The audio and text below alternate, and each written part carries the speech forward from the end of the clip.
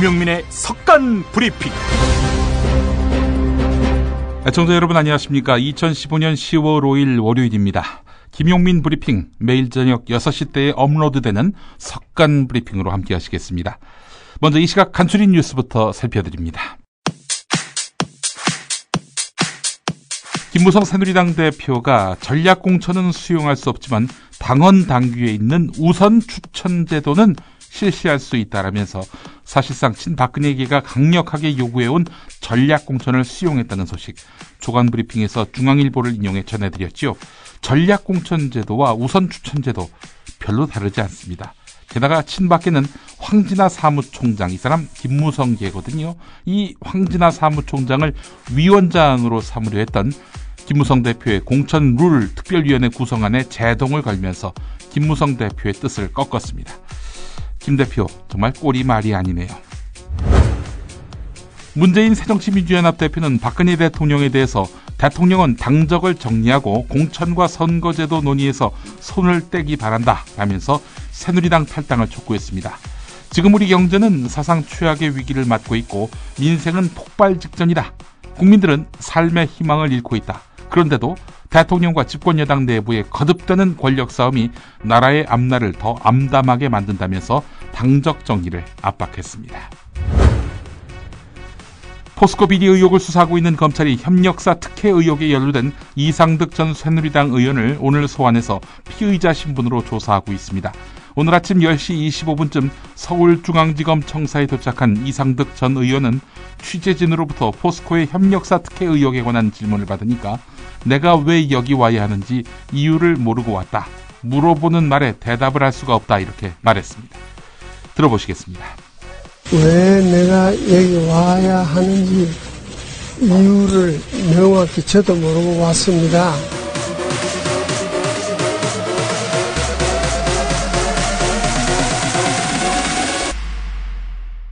김용민의 석간 브리핑 광고 듣고 오겠습니다. 7,000원 운전자 보험 제공입니다.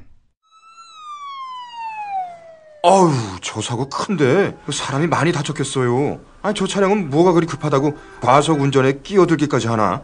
아니, 근데 운전자 보험은 가입했을까? 운전자 보험이요? 저런 인사사고 때에는 상대방한테 형사 합의금을 지불해주는 운전자 보험 말이에요.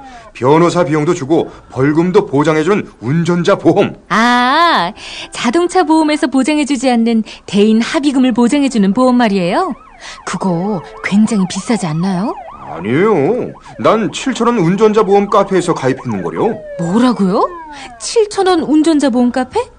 홈쇼핑에서도 월 2만원에서 3만원이던데. 자가용도 버스도 승합차도 트럭도 자가용이라면 7,000원 운전자 보험 카페. 우와, 대박. 비싼 보험료 때문에 힘드시죠? 풀보장 운전자 보험을 저렴하게 만나는 가장 좋은 방법. 다음 네이버 카페에서 7,000원 운전자 보험을 검색해보세요. 전화문의는 02-849-9730. 10년차 베테랑 손해보험 전문 설계사가 평일은 물론 주말 공휴일에도 상담해드립니다. 다시 한번 전화문의는 02-849-9730. 문화일보 펼쳐보고 있습니다. 내년 총선 공천 룰을 두고 새누리당 김무성 대표의 영향력을 차단하기 위한 친박근혜계의 공세가 본격화됐습니다. 친박계는 일제히 김무성 대표의 사과와 공천 발언 자제를 요구했습니다. 오픈 프라이머리와 안심번호 국민공천제에 이어서 우선 추천제에 대해서 수용 의사를 밝힌 김무성 대표의 손발을 이참에 완전히 묶어놓겠다는 보관으로 보입니다. 안심번호 국민공천제 백지화 받아들였죠. 우선 추천제, 즉 전략공천을 수용했죠. 김무성 대표 궁지에 몰렸는데 이참에 완전히 고립시켜버리겠다. 이런 이야기입니다. 오늘 최고위원회의에서 김무성 대표와 서청원 최고위원 사이에 공개적 공방이 이어졌습니다. 현장으로 가보시겠습니다. 이런 쓸데없는 문제를 국민들에 부각시켜서 내가 긁어부스를 만들었다고 했는데 이렇게 당 운영해도 좋으냐 이거예요. 저는 그거 이제는 용서 안 하겠습니다. 저는 그거 절대 개인이 마음대로 하는 그런 이제 이 당에서는 제가 목소리를 높일 겁니다. 저도 기자들 잘 안 만납니다. 대표도 회의 때 얘기하지. 매번 기자들하고 기자 프레이를 하고 있고, 우리가 누가 최고위원들이 무슨 전략 공천 한 것처럼 호도하고, 이런 앞으로 이 일이 있다면 큰 사탄이 벌어질 것을 분명히 내가 김 대표 여기 앉아서 경고하고. 공개 발언과 비공개 발언을 좀 구분해달라는 부탁의 말씀을 드렸는데, 당론으로 정해진 상향식 공천권을 국민들께 돌려드리자는 약속만 지켜지게 되면 싸울 일도 없고 전혀 다른 문제는 없다는 점을 말씀드립니다. 근데 솔직히 김 대표는 언론 프레이 너무 자주 해요. 자, 이제 그러니까 그만합시다. 조심해요. 왜? 그렇게 하면은 당 어려워져요. 그리고 자기네 할 얘기 다 해놓고 우리 보고 못한다. 그런 언론 논란이 우리에도 맞지 않고 언론에 한 얘기의 문맥이 다 나와 있는데. 국민 보는 앞에서 네? 더 이상 그만합시다. 자, 그렇다면은 김무성 대표가 전략 공천과 별 다르지 않은 우선 추천제, 이것에 대해서 찬성을 표한 것은 결국 전략 공천제를 받아들이고 친박계에게 굴복한 것 아니냐, 이런 의구심을 자아낼 수밖에 없는 거 아니겠습니까? 이에 대해서 김무성 대표와 가까운 김성태 의원은 그렇지 않다라고 말하고 있습니다. 우선 추천제를 수용한 것은 전략 공천을 수용한 것이 아니다라는 입장입니다. 김성태 의원이 오늘 MBC 라디오 신동호의 시선집중에 출연해서 했던 말 들어보시겠습니다. 김무성 대표가 그런 발언을 했습니다. 이 당원 당규에 있는 이른바 우선 추천 지역 말씀이죠. 실시할 수도 있다 이런 얘기를 했는데, 이 말은 글쎄요, 해석하기 나름이겠습니다만 그동안 공천, 전략 공천은 한석도 하지 않겠다라는 얘기하고는 미묘한 어떤 변화가 아닌가 느껴져서요. 어떻습니까? 예, 그건 섣부른 오해를 불러일으킬 수 있는데요. 예. 마침 이 방송을 통해서 정확하게 전달하겠습니다. 저희 새누리당 당원은 당헌 103조에 보면은 예. 이 우선 추천이라는 이 부분이 있습니다. 예.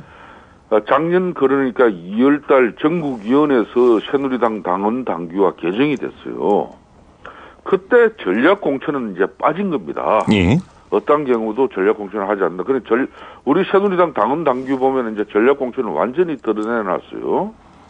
다만 우선 추천 지역이라는 것은 그러니까 이 소수들, 그러니까 여성이라든지 장애인을 포함하는, 장애인 예. 포함하고 가령 호남 지역이라든지 이런데 예. 좀 우수한 또 경쟁력이 있는 그나마 후보가 나서지 않았는데, 기존에 그러면은 좀 우리 국민들이 유권자가 보더라도 정말 상식적으로 평상시에는 일상적인 지역 당협을 이끌어가는 정도의 큰 무리는 없었지만은 그래도 총선 본선에 나설 인물은 아니라는 게 지역 유권자뿐만 아니라 만인이 다 인정하는 그런 지역에 같은 경우는 예. 경쟁력 있는 사람을 공천할 수 있는 게 아니냐. 이게 이제 우선 추천 지역입니다. 예. 그 외에는 어떠한 경우도 전략 공천을 허용하지 않는 거예요.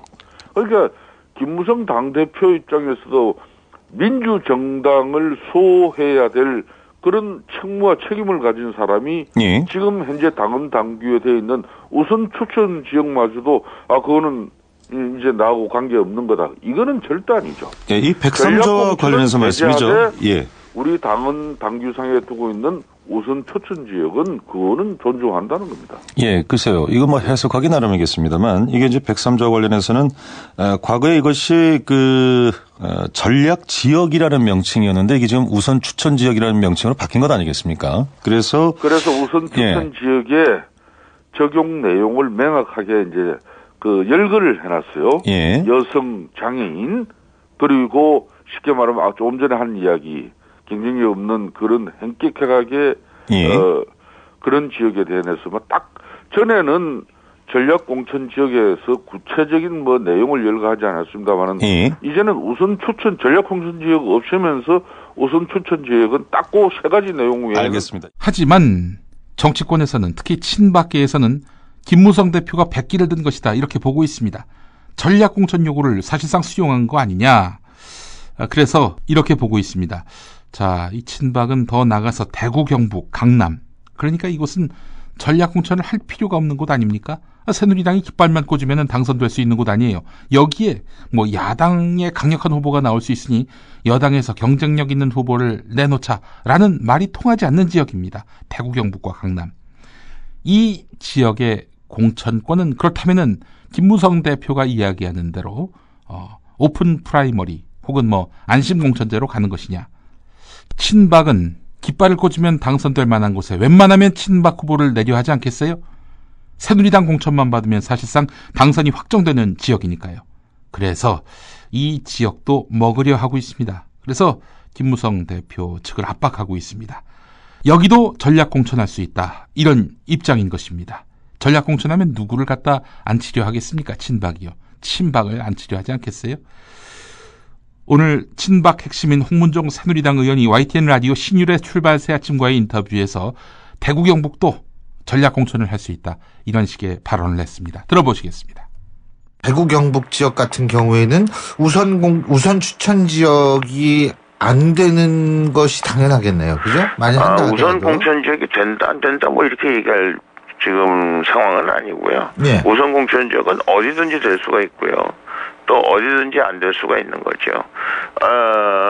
뭐 우리가 이제 뭐 호남을 예를 듭니다만은 네. 우리가 후보가 하나도 없어서 거기는 이제 그럴 수 있죠. 예. 그러나 그건 어느 지역도 예외가 아닐 수 있거든요. 뭐 수도권 지역에도 예를 들면 뭐 야당이 아주 센 후보가 나왔을 경우에 저희가 후보가 없다든지 뭐 이런 경우가 충분히 있을 수 있고요. 네. 뭐 정치는 뭐 여러 가지 변수가 많기 때문에 뭐 대구 같은 경우도 꼭 모든 지역에 후보가 다 등록을 한다고 볼 수 없는 거고요. 또 아니면 도저히 그 상대방의 뭐 센 후보가 나왔을 경우에 뭐 저희가 뭐 여의도 연구소나 이런 데서 여론조사를 해보면 뭐 10% 20% 이상 차이가 나서 도저히 가능성이 없는 사람들 뭐 이런 사람도 있을 수 있지 않습니까? 그래서 이제 그런 문제들을 저희가 종합적으로 고려해서 판단해야 되기 때문에 지금 어느 지역은 된다, 어느 지역은 안 된다 뭐 이렇게 얘기할 수는 없는 거죠. 예. 자, 김무성 대표가 친박근혜계의 전략공천 요구를 사실상 수용한 것으로 대체로 인식되니까 비박근혜계 내부에서는 배신감을 토로하는 목소리가 쏟아져 나오고 있습니다. 그 주인공은 바로 비박계, 친이계의 정병국 의원입니다. 오늘 PBC FM 열린세상 오늘 윤재선입니다에 출연해서 우선 추천제는 사실상 전략공천을 하겠다는 것이라면서 김무성 대표가 발언에 책임을 져야 한다라면서 비판했습니다. 들어보시겠습니다. 저는 이게 사실인지 아닌지 잘 모르겠는데요. 네. 그 김무성 대표가 발언하신 게 그 중앙일보에 보도된 내용이 사실인지 아닌지 잘 모르겠는데 네. 저는 사실이라고 한다라고는 도저히 이해가 가지 않아요. 예. 지금까지 무엇 때문에 이렇게 당론대로 할 것 같으면 네. 이렇게 뭐 또다시 그 여러 차례 우리가 회의를 통해 가지고 오픈 프라이머리 석패율제라고 하는 제도를 만들고 지금까지 여기까지 왔는가. 네. 이해가 가지 않습니다. 예. 지금까지 당원 당규가 없어가지고 당원 당규는 지금까지는 상향식 공천 제도를 그 기본으로 하고 있었어요. 네. 그럼에도 불구하고 이런 예의 조항 때문에 그동안 이 공천을 사천을 했던 거죠. 네. 특별한 어떤 계파의 우위에 있을 때 자기들에게 유리한 공천을 하면서 공천 학살이니 이런 얘기가 나오게 됐고 또 따라서 그렇게 공천받은 국회의원들이 국민을 바라보고 정치를 하는 게 아니라 결국은 공천권자를 바라보고 정치를 했기 때문에 우리가 그동안 정치가 불신을 받았던 거고 그 고리를 끊자라고 했던 것이 지금 우리가 논란을 하고 있는 일이거든요. 그런데 저는 만약에 그게 사실이라고 하면 도저히 이해가 가지 않습니다. 예. 한편 노회찬 전 정의당 대표, 유승민 전 원내대표는 꺾였지만은 김무성 대표는 꺾일 사람이 아니다, 휘어질 사람이다 이렇게 얘기를 했었죠. 오늘 CBS 라디오 김현정의 뉴스쇼에 나와서는 청와대가 먼저 내치지 않는 한 김무성 대표가 청와대에 척을 지지 않을 것이라는데 500원을 건다라고 단언했습니다. 김무성 대표가 명분보다는 실리를 중시하는 스타일이기 때문이다. 이렇게 이야기를 했는데요. 함께 들어보겠습니다. 총선을 지게 되면, 패배하게 되면 김무성 대표는 이제 뭐 대권 물러나야 되는 거고 대선 후보로서 이제 가능성이 이제 상실되어 간다고 볼 수 있고요. 그리고 이제 뭐 대통령도 총선 지는 것이 대통령이 좋은 게 아니죠. 그리고 총선 지면서 총선은 지는데 뭐 친박계는 이렇게 부상하는 그런 상황은 가능성이 매우 떨어진다고 봅니다. 아니 그러면은 이거 지금 일단 이 공천 주도권을 두고는 어느 쪽이 이길 거라고 보세요? 예를 들어서 저는 타협을 할 거라고 보거든요. 타협을 할 거라고 보시는 거예요? 예. 아니 근데 김무성 대표는 내가 당대표로 있는 한 전략 공천은 한 석도 없다라고 지금 몇 번을 이야기했는데요.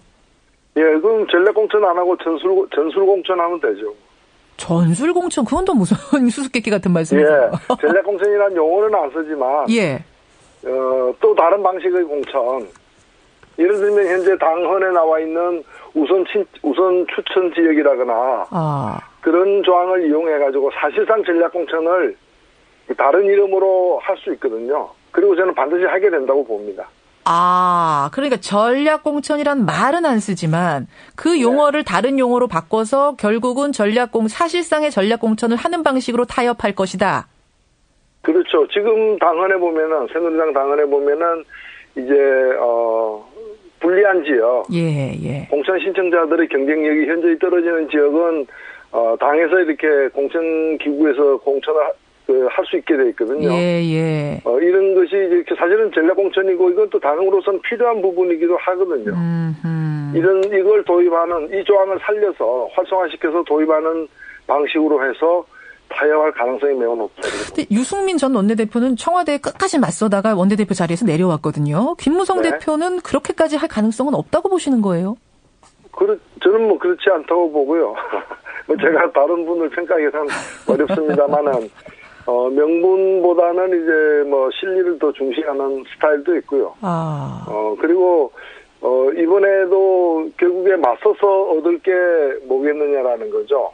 얻을 게 왜냐하면 총선만이 아니고 총선 이후에 이 대선 국면에서 노리는 바가 있기 때문에 제가 볼 때는 김무성 대표가 청와대 특히 현 대통령과 척을 지지 않으려고 계속 해나갈 것이다.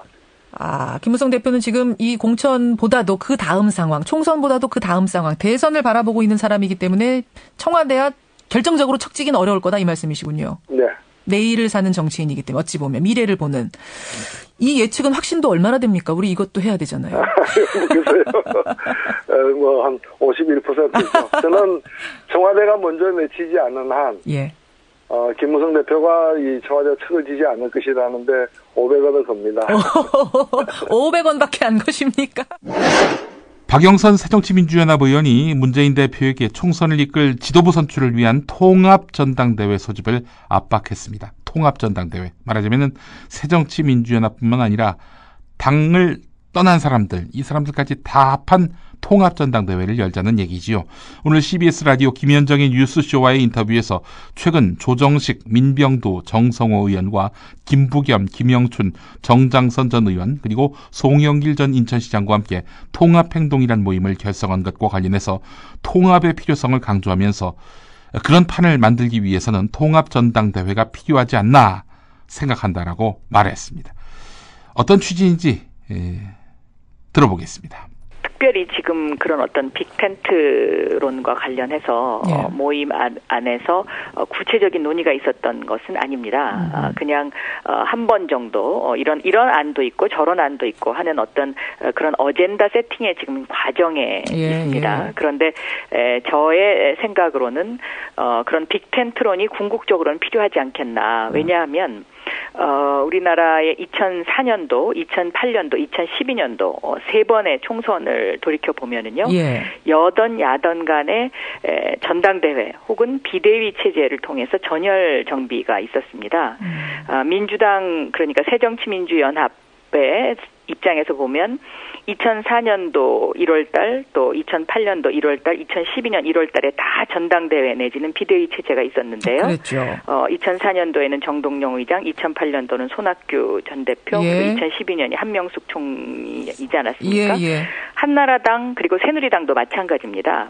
2004년, 2008년, 2012년 심지어 한나라당은 2004년도 3월 달에 전당대회를 통해서 박근혜 대표를 뽑았고요. 그렇네요. 또 2012년 총선을 앞두고는 2011년도에 홍준표 대표를 사퇴시키고 박근혜 비대위 체제가 들어왔습니다. 그런데 이런 것들이 다 총선 승리를 위한 여야의 몸부림이고 또 지지율이 상대당보다 낮다고 할 때는 항상 이런 움직임과 꿈틀거림이 있었거든요. 그래요. 그러면 이제 그 빅텐트가 필요하다는 이제 당위성 지금 설명하셨고, 그럼 거기에는 말하자면 아주 넓게 탈당한 인사들까지 다, 신당을 이미 창당했거나 선언한 분들까지도 다 포함하는 그런 포괄적인 텐트를 구상하시는 건가요? 지금 현재 그 야당이 승리하기 위해서는 하나로 뭉쳐야 된다는데 부인하시는 분들은 아마 없으리라고 생각합니다. 그러면 이런 빅텐트 속에 그런 그 밖에 나가신 분들을 다시 끌어들이기 위해서는 무엇이 필요하냐. 저는 이제 저희들이 그런 것을 좀 더 논의해볼 앞으로 필요가 있지 않나. 일단 이런 끌어들여야 한다는 생각까지는 하시는 거군요. 탈당한 인사들 심지어 그런 분들도. 예를 들면 박준영, 박주선, 천정배 이런 분들까지 다 여기 안에 모여야 된다. 그렇게 해야지 저는 진정한 의미의 국민 감동과 또 승리가 있지 않을까 하는 것이 저의 생각입니다. 이런 박영선 의원 주장에 대해서 문재인 대표는 오늘 오전 기자들과 만난 자리에서 다 지나간 이야기 아닌가요? 라고 일축했습니다. 브리핑의 선두주자 김용민이 오늘 하루의 이슈와 쟁점을 짚어드립니다. In 4, 3, 2, 1, roll in. 김용민의 속건 브리핑. 월요일부터 금요일까지 저녁 6시 때에 업데이트 됩니다. 네, 가짜 인터뷰 시간입니다. 오늘은 현 여당 상황을 이회창 전 한나라당 총재는 어떻게 보고 있는지 가짜 이회창 전 총재를 초대하겠습니다. 이회창 총재님 안녕하십니까? 안녕하십니까. 이회창입니다. 아니, 벌써 8순 다 되셨더라고요. 잘 지내시죠? 그럼요. 아침마다 스트레칭을 합니다. 제가 한번 보여드리겠습니다.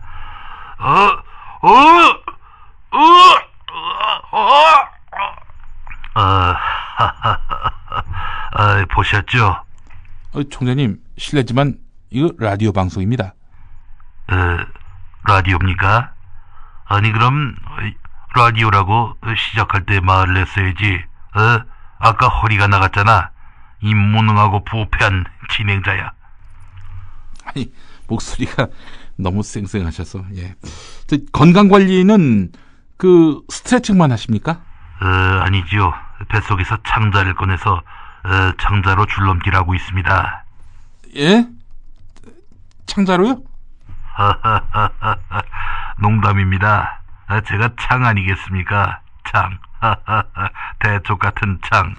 네, 오늘 그 총재님 모신 건 사실 대통령과 맞서는 대쪽 같은 여당 대표, 대통령에게 직언하는 여당 대표가 참 아쉬운 때이기 때문입니다. 사실 여당 대표 때는 아니었지만 총리였을 때 이회창 총재님이 당시 김영삼 대통령에게 고개를 뻣뻣이 드셨잖아요. 아이고, 이거 뭐 저의 보잘것없는 이력을 들춰주셔서 정말 감사합니다. 김무성 대표의 현재 모습, 현재 스탠스 어떻게 보십니까? 정당에서 민주주의가 실현되지 않는데, 아니 그런 정당이 집권을 하면은 이 나라 민주주의는 어떻게 되겠습니까? 저런 인간이 이 대통령 후보로 거론되고 있는 현실은 정말 기가 막히고 어처구니 없는 일이다, 이렇게 생각을 합니다. 아이고, 김무성 대표에 대해서 실망 많이 하셨군요. 김무성 대표가 그렇다면 이 시점에서 어떻게 해야 한다고 보십니까? 뭐 어떻게 합니까? 자기가 감이 안 된다고 생각하면 내려놓아야지요. 지금이라도 대통령 출마 포기 선언을 해야 합니다. 아이고, 뭐 그 정도까지 해야 됩니까? 아니, 당대표만 그만두면은 맞을 것 같기도 한데 말이죠. 아니, 그렇다면 새누리당에서 누가 차기 후보감이 될 수 있을까요? 사람이 없지 않습니까? 뭐 멀리서 찾고 있겠습니까? 대통령 선거도 경험입니다. 새누리당에서 대선 경험 제일 많이 한 사람이 누굽니까? 바로 저 이회창입니다. 에이, 이 3번 출마를 선언한 분도 있었죠. 이인재 씨라고. 이인재 그 씨발 새끼를 이야기하고 있는 겁니까? 아이고, 이런. 이인재 씨에 대해서 매우 안 좋은 추억이 있으셨죠. 예. 그나저나 우리 이회창 총재님, 친박근혜계에 대해서도 한 말씀 해주시죠. 정치 원로로서. 저놈들 조심해야 합니다. 아니 순장조가 아니라면은 앞으로를 내다봐야지. 아니 정치를 박근혜 대통령 임기 끝날 때까지만 할 겁니까? 저 무능하고 부패한 자들이 진정한 배신자가 될 수 있습니다. 그나저나 참 차기 전망 앞을 내다볼 수가 없습니다. 새누리당 말이죠. 현재 새누리당에서는 김무성, 새정치민주연합에서는 문재인, 박원순 이렇게 3사람이 유력하게 거론됩니다. 근데 사회자, 그 사람들은 어느 학교 나왔습니까? 김무성은 한양대, 문재인은 경희대, 박원순은 졸업은 단국대에서 했네요. 아니, 그 대학 나오고도 대통령을 한다는 겁니까? 현 대통령은 서강대고 전 대통령은 고려대고 그 전 대통령과 그 전 대통령은 고졸입니다. 아니 대한민국 최고 명문대학인 서울대에서는 언제쯤 대통령이 나옵니까? 이 나라는 진정한 선진 부국이 될 것입니다. 에이, 김영삼 대통령 서울대 아닙니까? 김영삼 YS 청강생 김영삼. 더 할 말씀이 없으신 것 같아서 마치겠습니다. 지금까지 가짜 이회창 전 한나라당 총재였습니다.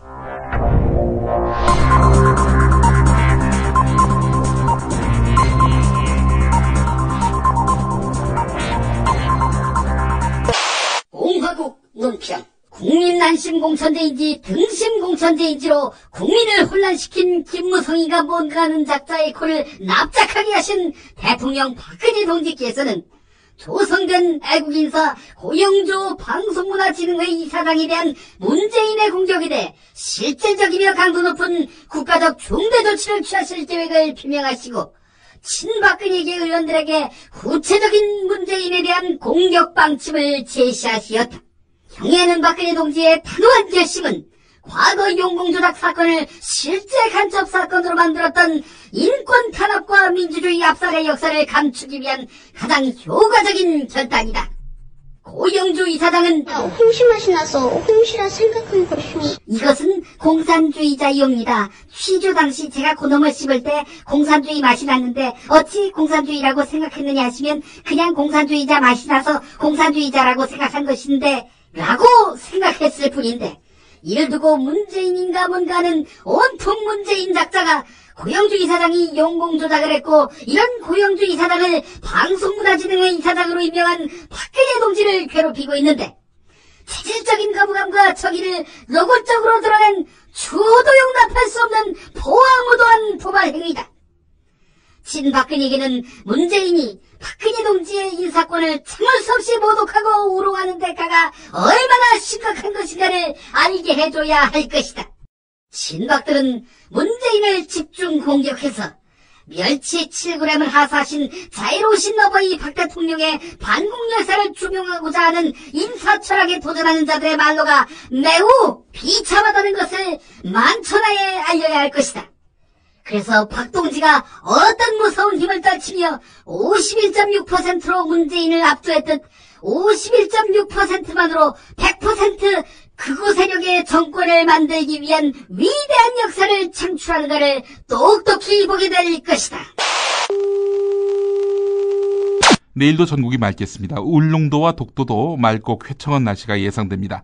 내일 새벽부터 아침 사이에는 강원산 간에 서리가 내리는 곳도 있겠습니다. 또한 새벽부터 아침 사이에 내륙을 중심으로 안개가 끼는 곳이 있겠습니다. 내일 낮 최고 기온은 23도에서 27도로 오늘보다 조금 높겠습니다. 당분간 밤에는 복사냉각으로 기온이 떨어지고 낮에는 일사 때문에 기온이 오르면서 내륙을 중심으로 낮과 밤의 온도차가 10도 이상으로 커지겠습니다. 모레는 전국이 대체로 맑다가 밤부터 점차 구름이 많아지겠습니다.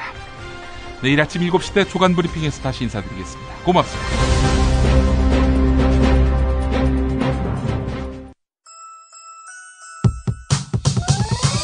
이번 방송 괜찮았나요? 작별의 여운 이렇게 표시해주세요. 다운로드하기, 댓글 달기, 구독하기, 별점 주기. 더 좋은 방송 만들어달라는 약속 이렇게 응원해주세요. 다운로드하기, 댓글 달기, 구독하기, 별점 주기. 기억하셨죠? 다운로드하기, 댓글 달기, 구독하기, 별점 주기.